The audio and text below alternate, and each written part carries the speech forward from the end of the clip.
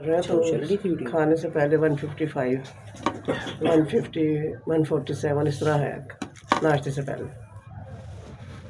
145 तक जाती है। हाँ खाली पेट 145 जी, ये और उसके बाद 145 600 155 खाने के बाद इसके मतलब 200 क्रॉस करती होगी ना फिर ये जी। खाने के बाद ज़्यादा हो जाती होगी। अब आपने खाने की बाद वाली चेक करनी है, पहले वाली तो हमें पता है 140 45 55 ये ठीक है।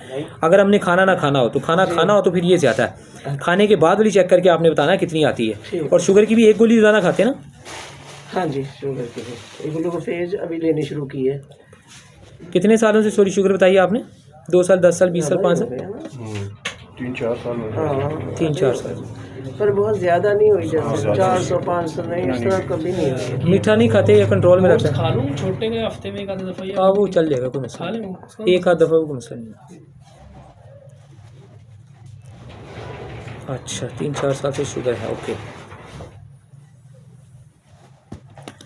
अच्छा अभी इसके अलावा और कोई मेजर मसला जिसका आपने इलाज करवाना हो?